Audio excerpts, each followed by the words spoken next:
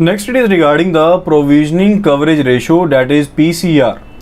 So PCR basically ratio किस चीज़ की है, जो भी प्रोविजनिंग आपने साइड की है, यानी कि जो भी आपका प्रोविजनिंग आप निकालते हैं ना लोन्स के ऊपर, तो डैट प्रोविजनिंग डिवाइडेड बाय जो आपके पास ग्रॉस एनपीएज हैं, gross NPA total non performing asset का जो अमाउंट है, इससे जब आप डिवाइड कर देते हैं that will give you PCR, that will give you PCR. And ये इस चीज को इंडिकेट करती है कि कितना फंड बैंक को अपने लोन लॉसेस को रिकवर करने के लिए साइड पर रखना है। एंड फर्दर जो बैंक्स हैं उन्हें यहां पर अपनी जो टोटल प्रोविजनिंग कवरेज रेशियो है, जो टोटल प्रोविजनिंग कवरेज रेशियो है including floating provisions, including floating provisions, वो कम से कम आपको 70% मेंटेन करनी होती है। टोटल जो यहाँ पर प्रोविजनिंग रेशियो है कम से कम आपको 70% आपको मेंटेन करनी होती है, जिसमें फ्लोटिंग प्रोविजंस भी शामिल रहती हैं। एंड फर्दर जहां पर बैंक्स ने इस प्रोविजनिंग रेशियो को, यानी कि 70% जिन्होंने मेंटेन कर ली है प्रोविजनिंग, जिन्होंने रेशियो टोटल यहां पर 70% मेंटेन की हुई है एज ऑन 30 सितंबर 2010, जो सरप्लस अमाउंट रहेगा इस प्रोविजन के अंडर द पीसीआर, तो प्रोविजनिंग कवरेज रेशियो में जो आपके पास सरप्लस प्रोविजन है, लाइकवाइज आरबीआई ने ये कहा कि 70% तो आपको कम से कम मेंटेन करनी है। अब एक बैंक के पास ये मेंटेन हो गई 80%, ठीक है, तो ये सरप्लस है जो, यानी कि ये जो 10% आपके पास एक्स्ट्रा आपने यहाँ पर मेंटेन कर ली है, मिनिमम पीसीआर से अबव मेंटेन कर ली है, उसे आप सेग्रीगेट कर देंगे एंड कौन से यहाँ पर प्रोविजनिंग बफर में रखेंगे, काउंटर साइक्लिक प्रोविजनिंग बफर में उसे आप मानेंगे, काउंटर साइक्लिक प्रोविजनिंग बफर में आप उसे कंसीडर करेंगे। अब ये काउंटर साइक्लिकल प्रोविजनिंग बफर होता क्या, बेसिकली जब कोई सिस्टम वाइड स्लो डाउन आएगा, जब सिस्टम वाइड कोई स्लो डाउन आएगा, यानी कि पूरी की पूरी इकोनॉमी स्लो डाउन में है, उस टाइम पर इस बफर का इस्तेमाल किया जा सकेगा, उस टाइम पर इस बफर का इस्तेमाल किया जा सकेगा। कहने का मतलब क्या है कि जब मान लीजिए बहुत ज्यादा लैंडिंग होगी, जब एक्सेस में लैंडिंग होगी है, तो उसके केस में अपने आप एक रिस्क बनना शुरू हो जाता है। जब कोई भी बैंक यहां पर एक्सेस लैंडिंग कर देता है तो यहां पर ऑटोमेटिकली एक रिस्क बनना शुरू हो जाता है सिस्टम वाइड, तो वहां पर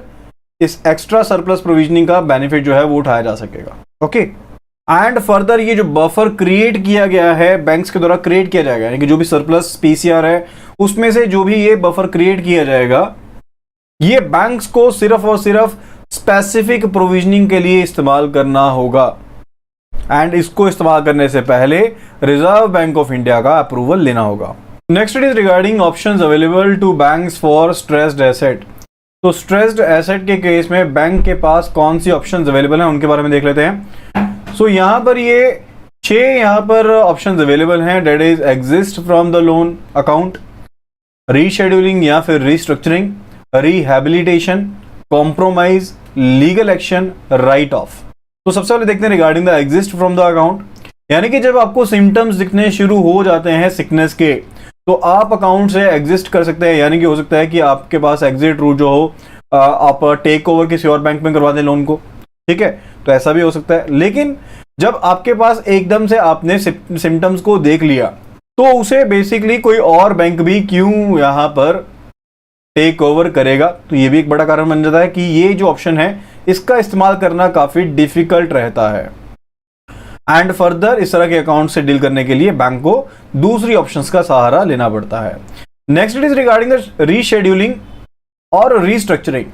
तो रीस्ट्रक्चरिंग बेसिकली होता क्या है कि जहां पर आप कंसेशंस देते हैं, यानी कि आप कंसेशन देते हैं बोरोर को, जैसे हो सकता है कि उसको बोरोर को फाइनेंशियल डिफिकल्टी आ रही है, लेकिन जो यूनिट है वो वायबल है, यानी कि यूनिट जो है वो चल सकता है, उसके केस में आप टर्म्स ऑफ कंडीशन जो हैं एडवांसेस की, सिक्योरिटीज की, उनमें कुछ ढील दे सकते हैं, या फिर इसमें क्या रहता है कि आप पर रीपेमेंट जो पीरियड है उसे थोड़ा सा ऑल्टर कर देते हैं, रीपेबल अमाउंट को ऑल्टर कर देते हैं, अमाउंट ऑफ इंस्टॉलमेंट को कम ज़्यादा कर देते हैं, या फिर जो रेट ऑफ इंटरेस्ट है लोन के ऊपर जो चार्ज किया जा रहा है उसे कम कर देते हैं। तो इस तरह की सहूलियतें यहाँ पर अवेलेबल रहती हैं रीशेड्यूलिंग के केस में एंड रीस्ट्रक्चरिंग के केस में।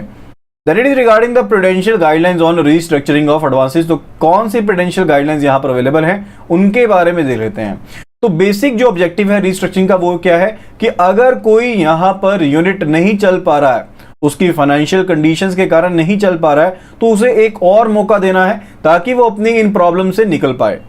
एंड ये किस तरह से अचीव किया जाता है, तो यहां पर सबसे पहला जो स्टेप, यहां पर इंपॉर्टेंट स्टेप बैंक के एंड पर है, वो ये है कि आपने बैंक ने यानी कि यहां पर बोरोर की वायबिलिटी को असेस करना है कि जो यूनिट है वो असेस यहां पर वायबल है भी या नहीं है, कि क्या यहां पर ये सहूलतें देने के बाद वो यूनिट फिर से कैश फ्लोज को जनरेट कर पाएगा या नहीं कर पाएगा। साथ ही साथ जो भी वीकनेसेस हैं अकाउंट में उनको जल्दी से डिटेक्ट करना है। एंड साथ ही साथ अगर आपने देखा है कि वायबल है यूनिट, तो उस यूनिट को जल्दी से जल्दी ये रीस्ट्रक्चर पैकेज दिया जाना चाहिए ताकि वो इस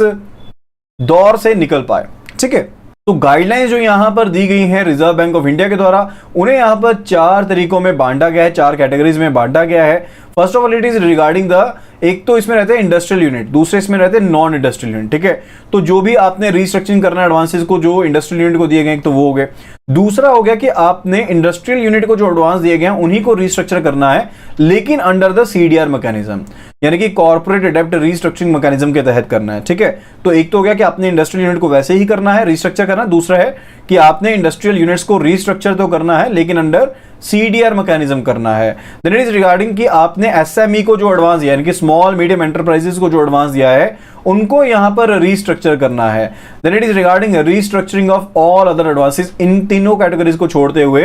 यानी कि जो नॉन इंडस्ट्रियल यूनिट्स हैं एंड फर्दर जो एसएमई यूनिट्स हैं उनको छोड़ते हुए जो दूसरे यूनिट्स हैं उनकी रिस्ट्रक्चरिंग करनी है, तो यहां पर वो 4th कैटेगरी में शामिल होगी। Further it is regarding that the benefit of retention of asset in the same category, यानी कि अगर मान लीजिए कि आपका जो एसेट था वो था आपका स्टैंडर्ड कैटेगरी में था जब उसे आपने रिस्ट्रक्चर किया।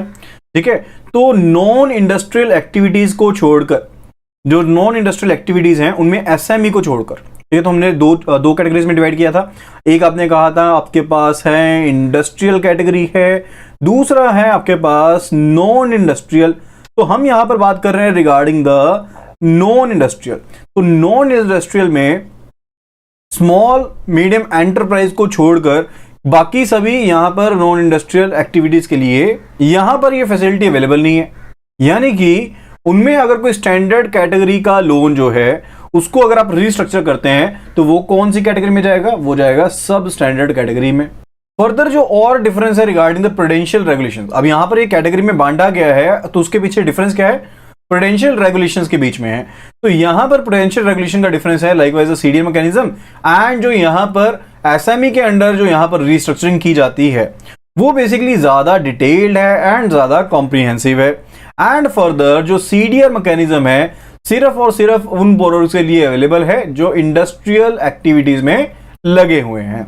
तो ऊपर जो हमने कैटेगरी पढ़ी इसके अलावा, यानी कि जो आपकी नॉन इंडस्ट्रियल में एसएमई हैं इनको छोड़कर बाकी जितने भी आपकी नॉन इंडस्ट्रियल कैटेगरी में रहेंगे, वहां पर जब भी आप रिस्ट्रक्चरिंग करते हैं साथ ही साथ जो आपका एसेट का क्लासिफिकेशन अगर स्टैंडर्ड है तो वो सब स्टैंडर्ड हो जाएगा।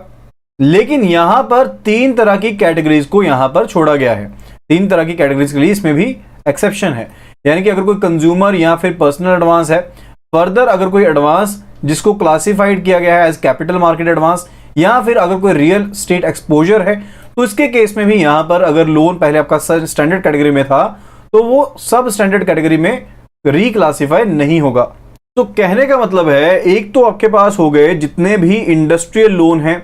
उनमें ये चीज एप्लीकेबल रहेगी कि उनकी क्लासिफिकेशन एकदम से चेंज नहीं होगी। दूसरा आपका हो गया कि नॉन इंडस्ट्रियल केस में, नॉन इंडस्ट्रियल एक्टिविटीज के केस में, एक तो स्मॉल मीडियम एंटरप्राइज के केस में ऐसी क्लासिफिकेशन साथ के साथ नहीं होगी। दूसरी चीज है नॉन इंडस्ट्रियल के केस में ही अगर कोई पर्सनल एडवांस दिया गया है, अगर कोई पर्सनल एडवांस दिया गया है या फिर कंज्यूमर एडवांस दिया गया है, या फर्दर कोई exposure related to capital market है, यानी कि शेयर मार्केट से रिलेटेड आपने शेयर्स के लिए कोई एडवांस दिया है, कैपिटल मार्केट से रिलेटेड एक्सपोजर है, या फिर रियल एस्टेट एक्सपोजर है, तो इनके केस में साथ ही साथ यहां पर कन्वर्जन नहीं होगा। रिस्ट्रक्चरिंग के बाद अगर स्टैंडर्ड कैटेगरी में था तो साथ ही साथ सब स्टैंडर्ड में नहीं जाएगा लोन।